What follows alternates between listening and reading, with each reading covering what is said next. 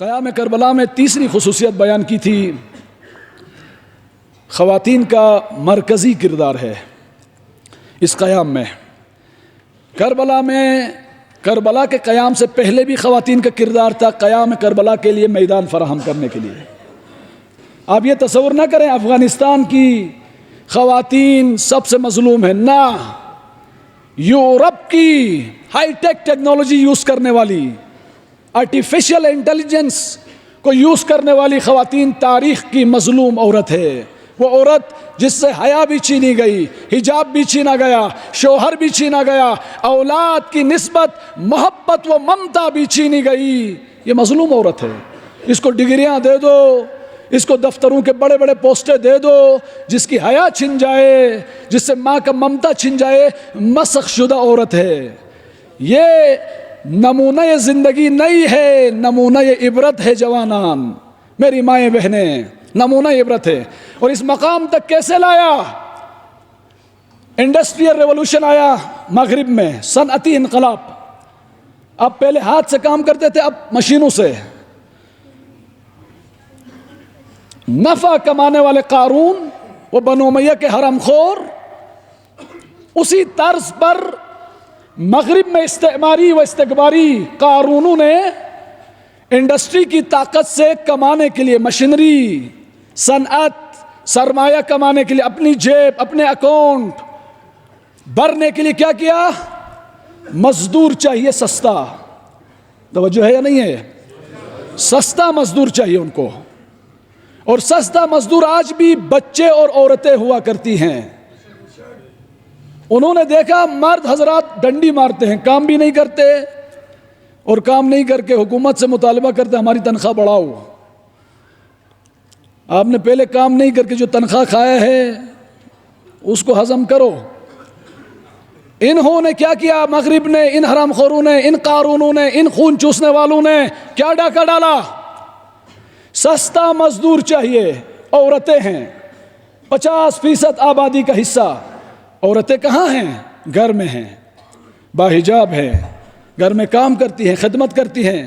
اور اس کو دین نے کہا تھا جہاد المرأۃ حسن التبعل، عورت جو گھر میں کام کرتی ہے، جھاڑو، برتن اور دیگر ایکٹیویٹیز بھی کرے علمی فکری، یہ اس کا جہاد ہے، وہ قید نہیں ہے، وہ مجاہدہ ہے، وہ اللہ کو پسند ہے۔ کہا سستا مزدور چاہیے، عورت گھر میں ہے، اس عورت کو بازار تک لانا ہے، اس عورت کو انڈسٹری تک لانا ہے۔ کیا کیا؟ ماں ہونا، بیوی ہونا، بہن ہونا، حجاب گھر کے اندر ہونا، کہا یہ قید ہے، قید۔ فیمنسٹ تحریکیں، حقوق نسواں کی تحریکیں، حقوق نسواں، خواتین کے حقوق کا نعرہ لگانے والی تحریکوں کو ان سرمایہ داروں نے خریدا، خرید کے کہا آپ عورتوں کو گھر سے بازار لے کر آؤ، بازار کے بعد بازار سے ہماری انڈسٹری میں لے کر آؤ۔ کیسے لائیں؟ حقوق نسواں کے نام پر آپ کہو مرد اور عورت برابر ہیں، میرا جسم میری مرضی، یہ نعرے لگاؤ۔ Empowerment, women empowerment programme, training centre, N G Os کو لاؤ۔ ویمن امپاورمنٹ کا مطلب شوہر سے آزاد و مستقل، بھائی سے آزاد و مستقل، محارم سے آزاد و مستقل۔ دیکھتے ہی دیکھتے اس عورت کو بازاری بنایا، مرد کے شانہ بشانہ، جو گھر بیٹھ کے مفت میں روٹیاں توڑتی تھی، شوہر کی، کماتا شوہر تھا، مرد کے شانہ بشانہ چلتے چلتے چلتے انڈسٹری صنعت میں سستے مزدور کے طور پر لائی گئی اور اس سے کام لیا گیا۔ اور جب وہ حاملہ ہوئی کہا سکت جنین کرو، چھٹی نہیں ملتی، جائز نکاح رکاوٹ بن گیا، کہا آزاد ہو آپ، ایک مرد کے ساتھ باوفا رہنا آپ کے حقوق پر ڈاکہ ہے، آپ آزاد ہو، لبرل ہو، جب بھی جہاں بھی جیسے آپ اپنے جنسی حقوق کا دفاع کرنا چاہتی ہے، آزاد رہو۔ یوں کرتے کرتے ایک ٹرمینالوجی وضع کی جوان جس کو کہتے ہیں آبجیکٹیفیکیشن. مغرب کس اینک سے عورت کو دیکھتا ہے میری مائیں بہنیں؟ اسی اینک سے یونیورسٹی کا نصاب ڈیزائن کیا ہے, اسکول کا نصاب ڈیزائن کیا ہے, این جی اوز ڈیزائن کیا ہے, خواتین کے ٹریننگ سینٹر ڈیزائن کیے. اس نگاہ کو مد نظر رکھ کر آبجیکٹیفیکیشن یعنی عورت کے پورے وجود میں اس کے ہنر کو پھینک دو, کسی کام کا نہیں. اس کے کمالات کو پھینک دو, کسی کام کا نہیں. اس کے احساسات کو اٹھا کے پھینک دو, کسی کام کا نہیں. اس کا بدن چاہیے, بدن یہ اٹریکٹیو ہو, اور اس کے بدن کی طاقت سے ٹریکٹر کے ٹائر بیچے. مغربی تہذیب عورت کے بدن کو استعمال کر کے ٹریکٹر کے ٹائر فروخت کرتی ہے. یہ تہذیب امام خمینی جیسی شخصیات کو جنم دینے کی نسبت بانجھ پنے کا شکار ہے. اس طرح کا بیٹا پرورش کر ہی نہیں سکتی. کہ عورت کی پوری کوالٹی اس کا جسم ہے اور وہ اس کی مرضی ہے, اور اس جسم میں حجاب نہیں آنا چاہیے, رکاوٹ ہے, اس کے حقوق پر ڈاکہ ہے, خود کماتی ہے اور اس جسم کو اٹریکٹیو بنائے. کیا ہو گیا؟ کتنا ظلم ہوا. آج آغا جان امریکہ میں 40% آج جو بچے پیدا ہوتے نامشروع. فرانس میں آج جو بچے 58% نامشروع. مغرب کا اعلیٰ تعلیمی نظام فن لینڈ کا ہے. فن لینڈ کا تعلیم آلودہ ہو, ہم جنس پرستی سے وہ نہیں بچا سکتی. فن لینڈ تعلیمی نظام مضبوط, یورپ کا آئیڈیل. فن لینڈ میں تربیت 0, 40% بچے نامشروع. باپ کا پتہ کوئی بچہ لگانا چاہتا ہے, ڈی این اے ٹیسٹ کے بعد پتہ لگتا ہے میرا باپ کون تھا. اس لیے آج مغرب میں جرم ہے, انٹرویو میں اس سے باپ کا ایڈریس پوچھنا جرم ہے. یہ گن وہ ہمیں دینا چاہ رہے ہیں, یہ گن ہمیں دینا چاہ رہے ہیں. جوانان اگر بیدار نہیں ہوئے تو مختلف حرموں سے ٹورزم کی انڈسٹری فلاں فلاں فلاں استعمال کر کے یہ گن ہماری سوسائٹی میں.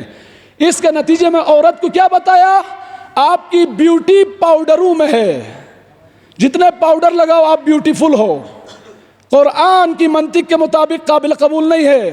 میری مائیں بہنیں, قرآن انسانی بیوٹی کو بیان کرنے والی کتاب ہے. یہ پاؤڈر کی بیوٹی ہے, یہ کیمیکل کی بیوٹی ہے جو بیوٹی پارلروں میں ملتی ہے. انسانی بیوٹی نہیں ہے. غلط ایڈریس دیا میری مائیں بہنیں. انسانی بیوٹی مریم مقدس سے پوچھو. کل بیان کیا نا, ایک جوان نامحرم کی صورت میں آیا اور اس کو دیکھ کر مریم کا غرور سر اٹھنے لگا. اور یہ کوالٹی ہے عورت کی, نامحرم کے سامنے مغرور ہو. فرمانے لگی انی اعوذ بک للرحمن ان کنت تقیا. عورت کی بیوٹی اور ہے, پاؤڈروں کی بیوٹی اور ہے. پاؤڈروں کی بیوٹی, جسم کی بیوٹی, پاؤڈروں کی بیوٹی بیوٹی پارلر میں ملے گی. انسانی بیوٹی حیا ہے, مریم کے کردار میں ملے گی, قرآن میں ملے گی.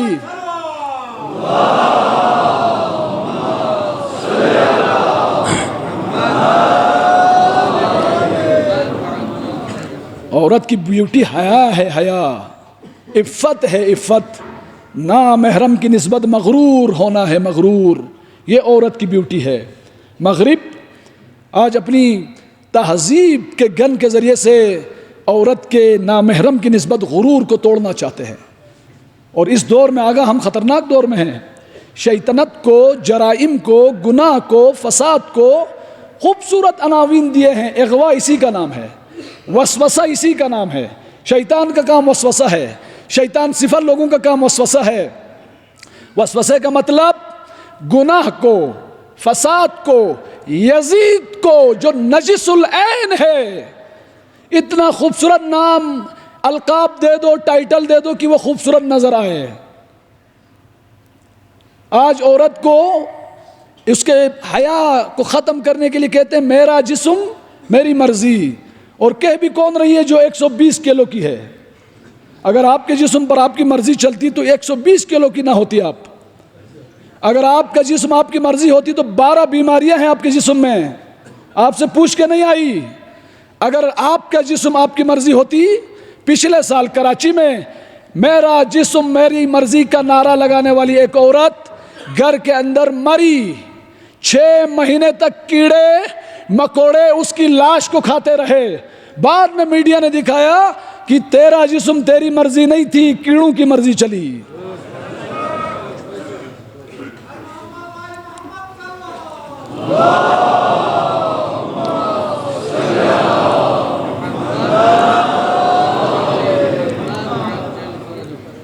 میرا جسم میری مرضی یعنی میں نامحرموں کی بے حیائی کے لیے مؤثر ہوں، رسائی میں ہوں، ایکسس میں ہوں. یہ شیطنت ہے، یہ فساد ہے.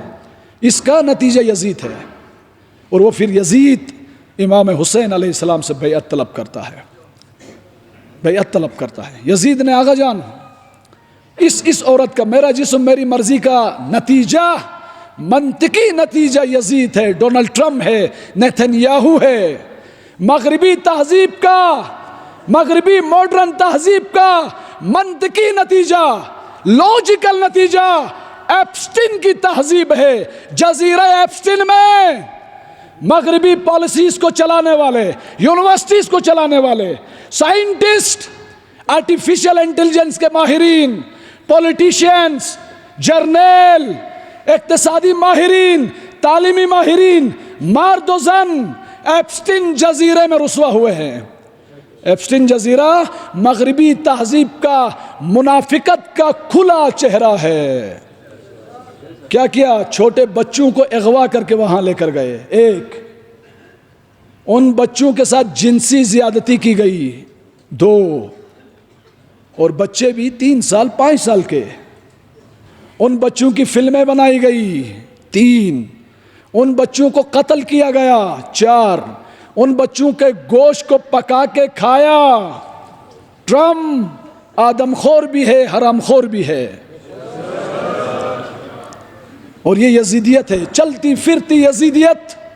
آج کوئی دیکھنا چاہتا ہے، اگر مجھے وہ کتاب نہیں ملی جس میں مجھے 61 ہجری کے یزید کو پڑھنا تھا، نو پرابلم. چلتے پھرتے یزید کو پڑھو، ٹک ٹاک میں پڑھو، سوشل میڈیا میں پڑھو، فیس بک میں پڑھو، جہاں بھی موقع ملے پڑھو. اس چلتے پھرتے یزید کو پڑھو، کتنا گندا تھا. وہ یزید بھی اس کی طرح گندا تھا. ڈونلڈ ٹرمپ بنو امیہ کی یزید کی چلتی پھرتی تصویر ہے. 61 ہجری کا بنو امیہ کا ڈونلڈ ٹرمپ یزید تھا، اور یزیدیت کا ڈونلڈ ٹرمپ یہ ٹرمپ ہے، یہ یزید ہے. اور ڈونلڈ ٹرمپ اس دور کا اور ڈونلڈ ٹرمپ اس دور کا کس سے بیعت طلب کرتا ہے؟ جب تجھے یزید سمجھ میں آ گیا چلتا پھرتا، تو یزید کا کام حسین جیسے عزیزوں سے بیعت طلب کرتا ہے. آپ نے نہیں پڑھا 12 روزہ جنگ میں انکنڈیشنل سرنڈر؟ ایران سے کیا کہا جنگ کے چوتھے روز؟ Unconditional surrender. بلا مشروط ہینڈز اپ کرو ایران، جھک جاؤ، میری اطاعت کرو، اپنی خواتین کو بے حیا بناؤ، میری اطاعت کرو، اپنی اکانومی کو حرام خور قارونوں کے حوالے کرو، عادل ولی فقی علی خامنائی کے حوالے نہ کرو. ٹرمپ تو بڑا احمق ہے. یہ مطالبات دوسرے ممالک سے کرو جہاں عاشورہ نہیں ہے. یہ مطالعات ان ملکوں سے کرو جو تیری چاپلوسی کو اپنی معراج سمجھتے ہیں. یہ مطالبات ان سے کرو جن کے پاس زینب کبریٰ نہیں ہے. جن کے پاس زینب کبریٰ ہے وہ جواب دے گی. یزید کے گورنر نے حضرت زینب کبریٰ جب کوفے میں آئی، عجیب حملے کیے. میں زینب کو سمجھانا چاہ رہا ہوں، جو کچھ وقت بچا ہے تھوڑا.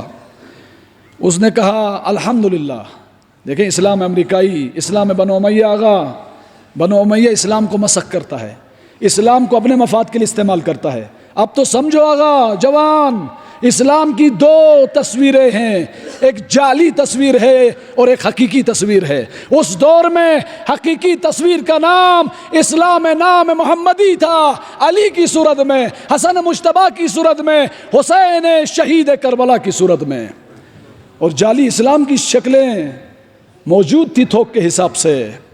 آج بھی حقیقی اسلام ہے اور آج بھی جعلی اسلام ہے۔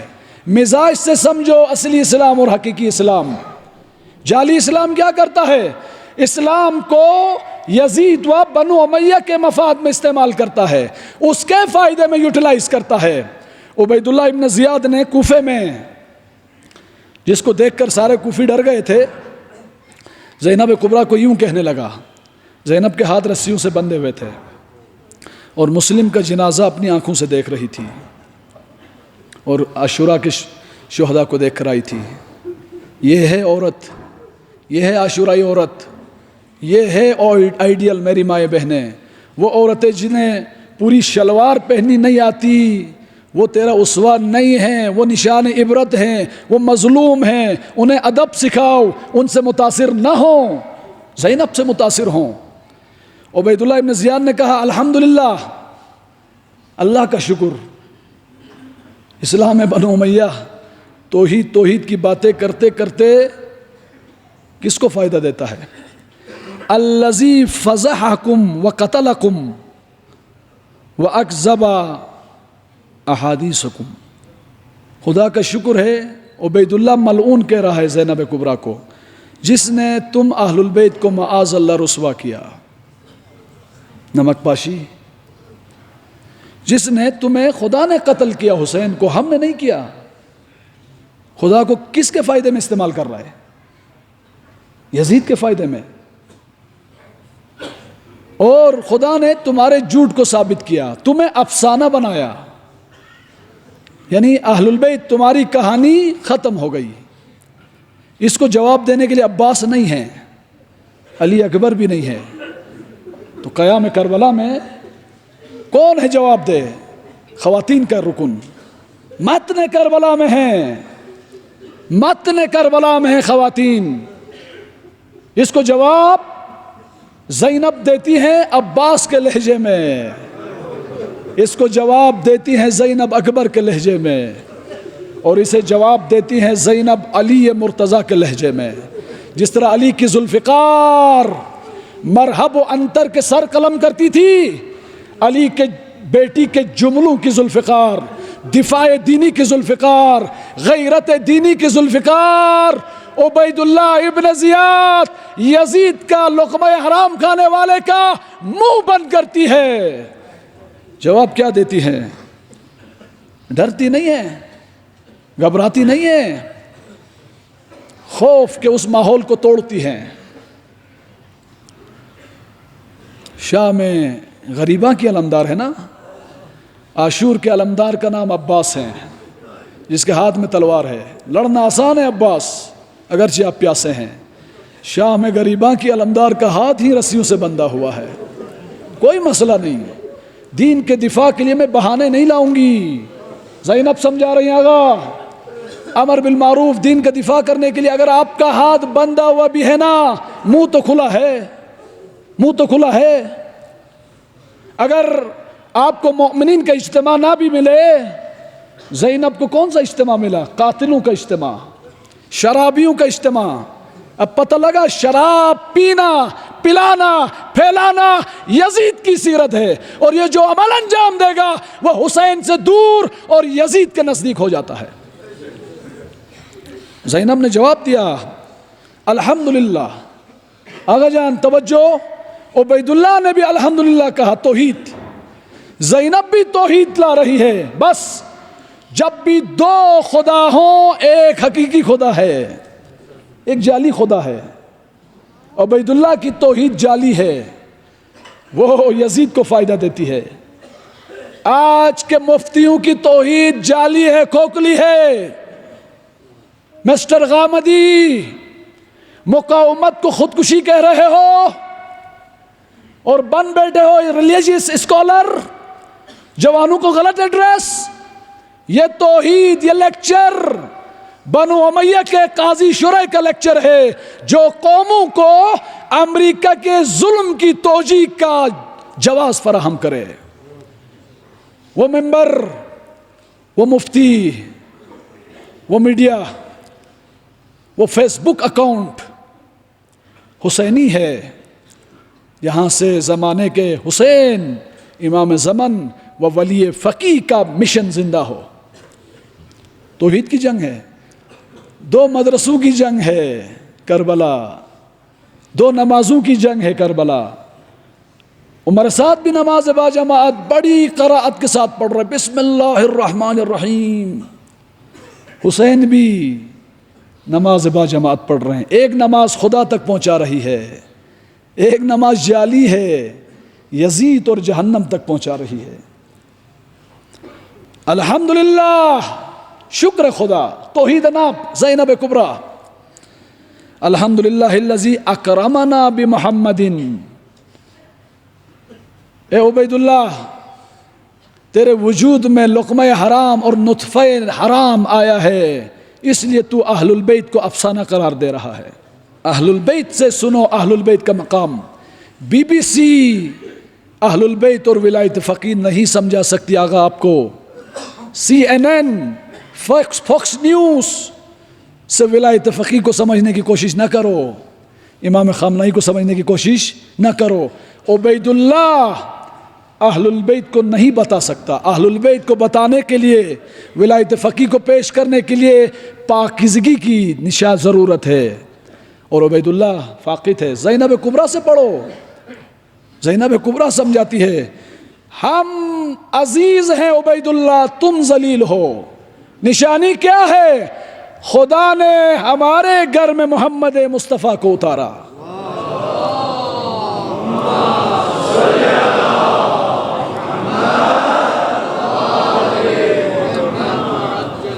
وَطَهَّرَنَا تَطْهِيرًا، خود خدا نے ہماری پاکیزگی کی گواہی دی. إِنَّمَا يُرِيدُ اللَّهُ لِيُذْهِبَ عَنْكُمُ الرِّجْسَ أَهْلَ الْبَيْتِ اللهم صل وَيُطَهِّرَهُمْ تَطْهِيرًا.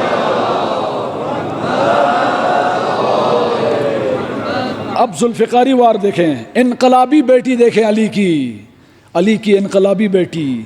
علی نے اسی دن کے لیے سنبھالا تھا. یا علی، یا علی، یا حیدر کرار، خیبر کو فتح کرنا آپ کا کارنامہ ہے، لیکن آپ کے ہاتھ بندھے ہوئے نہیں تھے مولا. یا علی، شام کو پروپیگنڈے کی سرزمین کو فتح کر کے حیدر کرار کی منطق کا علم گاڑنا زینب کا کارنامہ ہے، اگرچہ زینب کے ہاتھ بندھے ہوئے ہیں.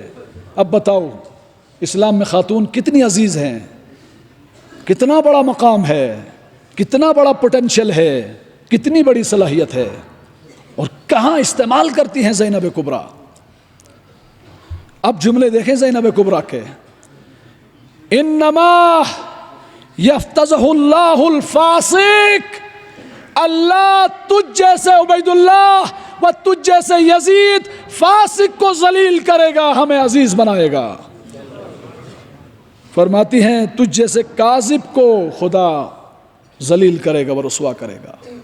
پھر فرماتی ہیں اے عبید اللہ، ہماری اور تیری ملاقات محشر میں ہوگی، اس وقت پتہ لگے گا کہ کون عزیز ہے کون ذلیل ہے. تو جہنم میں جائے گا اور ہم جنت کے اعلیٰ مقامات میں. منہ بند کیا اس کا. خلاصہ کہنا یہ چاہ رہا ہوں، میری گفتگو تمام. یزید نے جس طرح رسول اکرم کو شہید کرنے کے لیے تمام قبائل کو بلایا تھا اس وقت کے افراد میں، اور رسول اکرم کے گھر پر حملہ کر کے شہید کرنا تھا، توجہ کیجئے گا. اور تمام قبائل کو کیوں بلایا؟ بعد میں رسول اکرم کو وہ مارنا چاہ رہے تھے، شہید کریں گے تو تمام قبائل سے ایک عالم ظلم سے انتقام نہیں لے سکے گا، کیونکہ اس وقت کسی قبیلے کے شخص کو مارے تو بدلے میں اس کا بدلہ لینا سب پر واجب تھا. ہر ایک قبیلے کے ایک ایک فرد لایا اور رسول اکرم کے گھر پر حملہ کیا، رسول کو مارنے کے لیے. مارنا اور رسول کی خاندان بدلہ لینا چاہے تو تمام قبائل، پورا شہر، ایک عالم، ایک دنیا ظلم پر اکٹھی ہوئی ہے، قتل پر اکٹھی ہوئی ہے، رسول کا خاندان کس کس سے مقابلہ کر سکے گا؟ بدلے میں انتقام نہیں لے سکے گا۔ اور یہی کام اس منصوبے کو حیدر کرار نے خاک میں ملایا۔ یہی کام 61 ہجری میں یزید رجل فاسق نے کیوں زبردستی کوفے سے لوگوں کو لا رہا تھا؟ کربلا میں 30,000 35,000 22,000 افراد کو لایا۔ وہ سب اہل البیت کے دشمن نہیں تھے، پتھر پھینک رہے تھے، رو بھی رہے تھے۔ عموماً یہ نقطہ نہیں بیان کیا جاتا، ہر قبیلے سے، ہر شہر سے، ہر خاندان سے یزید نے لایا بندوقوں، بالکل رسول اکرم پر ہونے والے ظلم کی طرح، تاکہ حسین پر ظلم کریں گے بعد میں بدلہ لینے کی جرأت کسی میں نہ ہو۔ کیوں؟ تمام خاندان، تمام سوسائٹی، تمام شہر، تمام صوبے مل کر حسین کو قتل کر رہے ہیں۔ یہ کیلکولیشنز تھی، یہ کیلکولیشنز تھی یزید کی۔ ایک عالم ظلم، ایک دنیا ظلم، اور تنہا ہے حسین۔ یہ کیلکولیشنز تھی ان کی۔ لیکن وَمَكَرُوا وَمَكَرَ اللَّهُ إِنَّ اللَّهَ خَيْرٌ، انہوں نے کیلکولیٹ کیا کوئی بھی جرأت نہیں کرے گا ہمارے خلاف قیام کرنے کی، اور قیام بھی کرے گا تو پوری دنیا اس کا گلا دبائے گی، کیونکہ سب شریک ہیں۔ اس طرح کا ماحول بنا یزید نے۔ یزید سمجھے حسین کو قتل کرنے کے بعد ان کی بیٹیوں کو کنیزی میں بیچ دوں گا۔ اس نے زینب کبریٰ کو کیلکولیٹ نہیں کیا تھا۔ وہ سمجھے یہ ایک رونے و دھونے والی خاتون ہوگی، مرد تو سارے مار دیے۔ یہاں سے زینب کا کردار شروع ہوتا ہے عاشور کے بعد، اور زینب کبریٰ صرف یزید سے نہیں ٹکرائی، ایک عالم ظلم کے خلاف چٹان بنی۔ کوفے میں بھی، شام میں بھی، دربار یزید میں بھی زینب نے ایک دنیا ظلم کا تنے تنہا مقابلہ کیا۔ کہنا یہ چاہ رہا ہوں، اس وقت کا نیٹو بھی زینب کے مقابلے میں تھا، اس وقت کے عرب عجم ممالک بھی زینب کے مقابلے میں تھے، اس وقت کے جنوبی ایشیا کے، سینٹرل ایشیا کے ممالک بھی اس کے خلاف تھے، ویٹو پاور بھی اس کے پاس تھی، IMF بھی اس کے پاس تھا، ورلڈ بینک بھی اس کے پاس تھا، یونائٹڈ نیشن بھی اس کے پاس تھا، فوکس نیوز بھی اس کے پاس تھا، CNN بھی اس کے پاس تھا۔ زینب تنہا تھی اور ہاتھ بندھے ہوئے۔ زینب نے ایک ایک کر کے ان 40 دنوں میں سب کو رسوا کیا، اور آخر میں اپنی فتح کا علم دربار یزید میں گاڑ کے فرمایا کد کیدک وسع سعیک لا تمحو ذکرنا، یزید جتنا ظلم کر سکتا ہے کرو، ہمارے ذکر کو مٹا۔ تنے تنہا زینب نے قیام کیا اور رسوا کیا۔ آج یزید گالی بنا ہے نا، اور حسین عزیز ہے نا، تو اس میں رسیوں سے بندھے ہوئے ہاتھوں کی شخصیت زینب کے کردار کا نتیجہ ہے۔ میری گفتگو تمام۔ یہ طوفان، یہ جرأت قیام زینب نے دیا، اور زینبی طوفان انقلاب بن جائے تو اسے کہتے ہیں انقلاب اسلامی ایران، جو ایک دنیا یا ظلم کے خلاف تن تنہا لڑ رہا ہے۔ بس شاعروں نے اچھا کہا، ایران جو پرواز کو پل توڑ رہا ہے، ایران جو پرواز کو پر توڑ رہا ہے، سچ یہ ہے کہ اندر سے علی بول رہا ہے، سچ یہ ہے کہ اندر سے زینب بول رہی ہے، نہیں بول رہی، نہیں سن رہے۔ 8 جنازوں کو اٹھا کر ایک ماں نے ایران کا پرچم اٹھا کے فرمایا روں گی نہیں، نیا لباس پہنوں گی اور اس میدان میں ڈٹوں گی جس میدان میں ہمارے ولی فقیہ نے ڈٹنے کا کہا ہے۔ 8 جنازے امام رضا کی راہ میں قربان، اور حسرت کر رہی ہوں کہ میں مقام شہادت پہ نہیں پہنچی۔ امام زمان کی حکومت کی نشانی کیا ہے؟ اللہم انا نرغب الیک فی دولت، خدایا اس حکومت کی آرزو دو۔ وہ جیبیں خالی کرنے والی حکومتیں اور ہیں، جیبوں کو بھی بھر دے، شعور سے بھی بڑھے، بصیرت سے بھی بڑھے، ایمان سے بھی بڑھے، شعور سے بھی بڑھے۔ وہ حکومت امام مہدی کی، اس حکومت کی 2 پرنسپلز ہیں۔ تو عز بها الاسلام و اہلہ، اسلام اور اہل اسلام کو عزت دے، تذل بها النفاق و اہلہ، اہل نفاق کفر یزیدیت کو رسوا کرے۔ ہمارے برادران اہل سنت اس جنگ میں ہم سے بڑھ کر چمکے ہیں، اور الحمدللہ ہمیں فخر ہے۔ شیعہ، سنی، اسماعیلی، بریلوی، نور بخشی، یونٹی کو ہم اللہ کی نعمت سمجھتے ہیں اس ملک کے لیے، اور ایران امریکہ جنگ نے ملک عزیز پاکستان کے لیے توفیق دی۔ مولانا طارق جمیل اور تمام اہل سنت علماء کا ہم شکریہ ادا کرتے ہیں، جوانوں کا، خواتین کا، بزرگوں کا۔ کیا خوبصورت جملہ فرمائے، اسی جملے کی تفسیر، ایران اسلامی وہ ملک ہے جس سے امام مہدی کی حکومت کی بو آ رہی ہے، نہیں آ رہی؟ ہاں، جس کو تکفیریت کا زکام لگا ہے اس کی ناک ہی بند ہے، اسے توقع نہ رکھو۔ امام مہدی کی حکومت مسلمان اور اسلام کو عزت دے گی۔ آغا جان، آغا طارق جمیل نے فرمایا 300 سالوں سے استکبار مسلمان اسلام کو پاؤں تلے رون رہا تھا، 300 سال بعد تمام شیعہ سنی جوانوں مستضعفین ماؤں کی فریادوں کو خدا نے سنا، انقلاب اسلامی نے ہماری آرزویں پوری کی۔ 300 سالوں میں پہلی بار ایک چھوٹے سے ملک نے خدا پر توکل کر کے عاشورہ کی راہ پر چلتے ہوئے استکبار کے غرور کو خاک میں ملایا، مسلمانوں کا سر فخر سے بلند کیا۔ اب امریکہ و اسرائیل کی انشاءاللہ شامت آئے گی اس انقلاب کے ذریعے سے۔ اس شہید راہبر کے خون سے جو شہید ہوئے نا، نماز کی حالت، روزے کی حالت میں، تلاوت قرآن کرتے ہوئے، بھوک کی حالت میں، پیاس کی حالت میں، اپنے اہل خانہ کو حسین کی راہ میں قربان کرنے والا راہبر، اور جب شہید ہوئے نا، یہ راہبر جدید نے فرمایا میں نے اپنے بابا کا جنازہ دیکھا ہے، بابا کا جنازہ دیکھنا سنت کربلا ہے۔ سکینہ نے بھی دیکھا بابا کا جنازہ۔ اس انقلاب سے کربلا کی بو آ رہی ہے، اس انقلاب سے مہدویت کی بو آ رہی ہے۔ میں نے بابا کا جنازہ دیکھا ہے، جب شہید ہو رہے تھے تو مکہ بنا کر شہید ہوئے، میں ڈٹا ہوں۔ فرار ہونے والے اور ہیں، امام کی راہ میں ڈٹنے والے اور ہیں۔ آج امام حسن مجتبیٰ کی امام حسن مجتبیٰ کی نشانی قاسم ابن حسن قربان ہو رہے ہیں۔ اجرکم ربکم۔ شب عاشور امام نے بہت سے اعوان و انصار کو بتایا آپ نے اس طرح سے شہید ہونا ہے، کہاں گرنا ہے یہ بھی بتایا، اور رات کے اندھیرے میں امام نے ایک عمل انجام دیا۔ کربلا کی ریت میں جا کر کچھ پتھر، مٹی، لکڑی ہٹاتے تھے، نرم کرتے تھے اس زمین کو۔ پوچھنے والا چھپکے سے چلا گیا، پوچھا مولا یہ کیا کر رہے ہو؟ فرمایا کل میرا قاسم ادھر گرے گا، کل میرا اکبر یہاں گرے گا،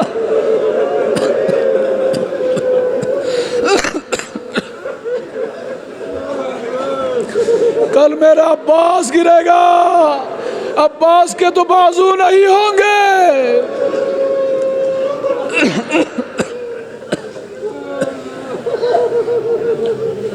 اجرکم ربکم۔ اتنا مہربان امام۔ شب عاشور امام نے بیان فرمایا میرا عباس شہید ہوگا، میرا اکبر بھی مارا جائے گا، حبیب آپ بھی شہید ہو جاؤ گے، اصغر بھی شہید ہوگا۔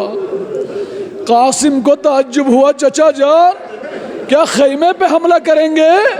نہیں بیٹا، اصغر میدان میں شہید ہوگا۔ اجرکم ربکم۔ غم حسین کے علاوہ غم نہ دے۔ غم کا ادب ہے عزادارو، جب بھی آنسو آئیں فریاد کرو یا لیتنا کننا معکم فنفوز فوزا عظیما۔ جب آقا حسین نے فرمایا قاسم اصغر میدان میں شہید ہوگا تو سوال کیا فوراً مجھے بھی اجازت ملے گی؟ امام خاموش ہو گئے۔ قاسم تڑپتے رہے، آقا چچا مجھے اجازت دے دیں، نہیں دے رہے حسین۔ اکبر کو فوراً دیا، عباس کو ایک دفعہ انکار پھر دے دیا، قاسم کو بار بار کہہ رہے نہیں قاسم نہیں قاسم، ارے تو میرے اس بھائی کی نشانی ہو جسے زہر دے کر کلیجہ چکنا چور، پھر جس کے جنازے پر نیزے تیر برسائے گئے، میرے اس مظلوم بھائی کی نشانی ہو، قاسم تو میرے وجود کا حصہ ہے، نہیں دے سکتا۔ قاسم پریشان، کیسے چچا سے اجازت لوں؟ پریشان تھے، اتنے میں بابا کی وصیت یاد آ گئی۔ دائیں بازو میں لکھا ہوا رقہ، امام حسن مجتبیٰ نے فرمایا میرے بیٹے حسن، تیری زندگی میں جب بھی کوئی مشکل وقت آئے نا، یہ لکھی ہوئی پرچی پڑھ لینا، تیری مشکل حل ہوگی۔ میں ایک جملہ کہوں گا زادارو، قربان جاؤں حسین کی یتیم پروری پر، آج تک قاسم یتیم تھا، کوئی مشکل آنے نہیں دی۔ قربان جاؤں حسین کی یتیم پروری پر۔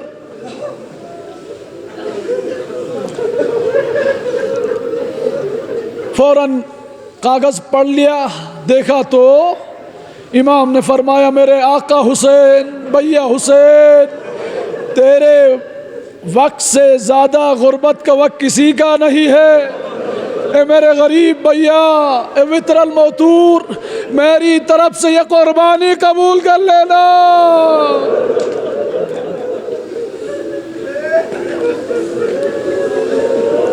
اجرکم ربکم۔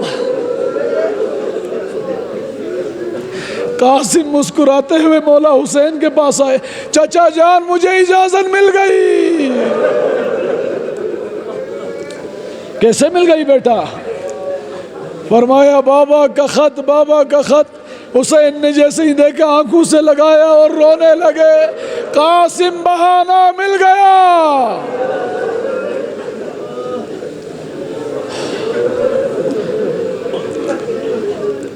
قاسم کو اجازت مل گئی،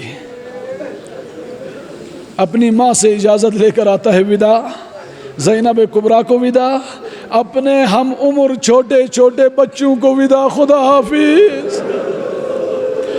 پھر قاسم کا زخمی سر دیکھو گے، قاسم کو سالم حالت میں نہیں دیکھو گے۔ قاسم گھوڑے پہ سوار نہیں ہو سکتے تھے، اس پورے سفر میں قاسم کو گھوڑے پر عباس علمدار سوار کرتے تھے۔ قاسم تیار ہو کر آئے، کوئی جنگی خول فٹ نہیں آ رہا، کوئی زرہ فٹ نہیں آ رہی، ننھے ہاتھوں میں 11 سال کا قاسم ایک تلوار لے کر، ایک سادہ قمیص پہن کر، جوتوں کے تسمے کھلے ہوئے، یہ قیافہ بتا رہا ہے کوئی یتیم جا رہا ہے لڑنے۔ آقا حسین کے پاس آیا، چچا میں تیار ہو گیا۔ مولا نے سوال پوچھا، بیٹا کیف الموت عندکا، موت کو کیسا پاتے ہو بیٹا؟ فرمایا احلی من عسل، شہد سے زیادہ شیرین۔ اجرکم ربکم۔ اب امام جب سوار کرنے لگے تھے، قاسم سے کہا بیٹا گلے لگاؤ، سینے سے سینہ لگایا۔ قاسم بھی رو رہے ہیں، آقا حسین بھی رو رہے ہیں، اور زار و قطار رو رہے ہیں، اور اتنے روئے دونوں زمین پر گر گئے۔ قربان جاؤں حسین کی محبت پر، دونوں زمین پر گر گئے۔ قاسم کو سوار کیا، میدان کی طرف بڑھے، حسین دیکھ رہے ہیں، قاسم بڑے، 3 کو واصل جہنم کیا، کہا اے لعینو، میری شناخت یہ ہے، میں نسل حیدر کرار سے ہوں، میں خاندان نبوت سے ہوں۔ بس اتنے میں ایک لعین نے عزادارو قاسم کے سر پر تلوار ماری، تلوار کی ضربت اتنی شدید تھی، ننھے قاسم کا سر دو حصوں میں تقسیم، منہ کے بل زمین پر قاسم، آخری فریاد بلند کی، چچا، اے میری اماں، اے میرے چچا، میری خبر لیجیو۔ آقا حسین آئے، اس وقت قاسم کربلا کی زمین پر ایڑیاں رگڑ رہے تھے، آخری سانسیں، حسین شرمندہ ہوئے، فرمایا بیٹا تیرا چچا شرمندہ ہے، تو مدد کو بلائے اور تجھے نہ پکار سکوں۔ اتنے میں آقا نے قاسم کے جنازے کو پھر گلے لگایا، سینے سے لگایا، اکیلے قاسم کا جنازہ سینے سے لگاتے ہوئے روتے ہوئے لائے، قاسم کے قدموں سے کربلا کی مٹی میں خط کھینچ رہے تھے، قاسم کا پامال جنازہ قاسم کی ماں کے حوالے کیا۔ الا لعنت اللہ علی القوم الظالمین۔